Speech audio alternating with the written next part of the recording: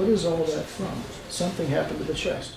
Future medical careers are being molded right here in the Belton Independent School District. This definitely pushes me towards wanting to become a pre-med student. It really reaffirmed that I want to be the ER doctor. I love the fast-paced feel of it.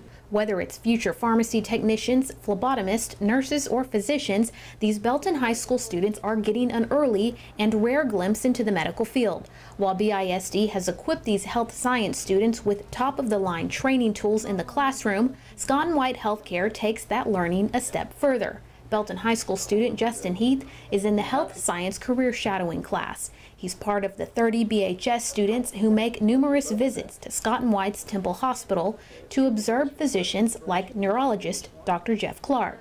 Give you a hint, he's weak on this side of the face.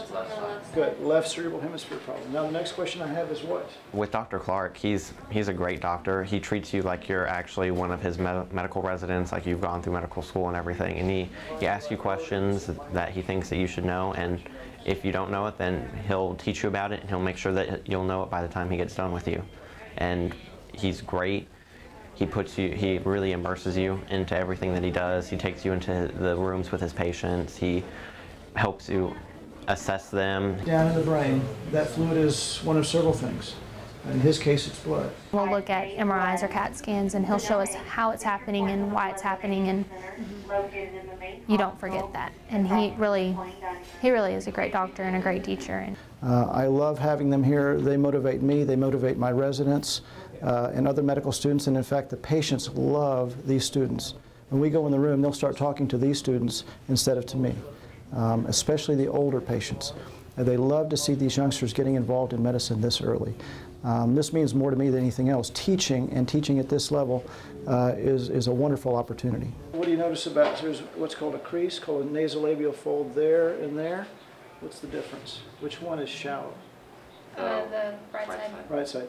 So they can learn this material. They have learned this material. As you saw, we saw this gentleman with trouble with language, function, and speech. They know where his problem was in the nervous system. And then they know what test we want to get. And then they can look at the test and see the abnormality. And this is at the high school level. So it leads them to be motivated so that when they go back to school and they open their book or they think about being a nurse, a physical therapist, or physician, it gives them a target. This is the most important part of their training, I believe, is the practical experience of coming here and seeing how this is done. Health science instructor Vicki Templin says her career shadowing students have even witnessed birth and death. I tell the students at the very beginning, not always do good things happen at the hospital. And so they have to be mature enough young people that they can handle not only the good, but some of the bad. These students also observe life-saving surgeries. Probably the most unusual thing this year that I had a student see was a kidney transplant. And the reason why that's so unusual is I've been in medicine for well over 30 years, close to 35 years. I've seen one. But this real-world experience isn't just for career shadowing students. Pharmacy tech students like Adam Barnes are able to work at Scott & White's retail pharmacy in Belton. Textbook's just really boring, and you're just sitting in class and it's just the same old thing every day. And here it's like you actually get hands-on, you get to count, you get to go through everything, you get to learn the drugs and see the drugs that you're actually like learning about instead of just like looking at pictures of them and stuff. So. You know, it helps them to know about medications and how insurance works, how a pharmacy works. So it's a great experience. Betty Higdon instructs these pharmacy tech students. After they take their state board test, her students graduate from Belton High School with a certified pharmacy technician license, making them job ready. They go off to college, or maybe they don't.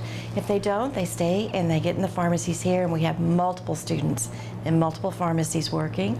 Others go off to college and they use this as their income source.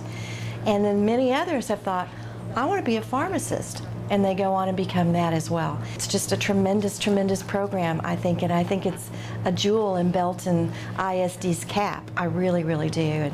Phlebotomy students like Brianna Bigham also make themselves marketable to the workforce by gaining experience before high school graduation. While Brianna can sharpen her skills on test dummies in the classroom, she puts her skills to the test at Scott & White's Belton Clinic.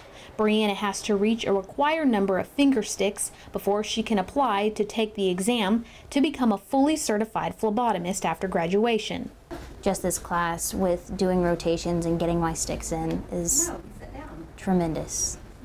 It's just nice to be able to get out there so they know what patients are really like, because nobody has the same kind of veins, and it's good to have the hands-on experience. When you do have to be by yourself, you're not as nervous, that you can be calm and you know if something happens that you can handle it.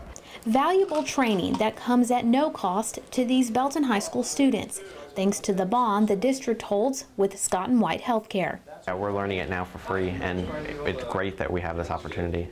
We were very, very privileged for them to even consider allowing us to go in there, because there are patients' lives on the line, and what they do every day is phenomenal down there. I probably give a huge thank you to Scott and White, because I mean the workers aren't getting paid anymore, and they're just so gracious and so patient with us, with teaching us all of their knowledge and having us follow in their footsteps.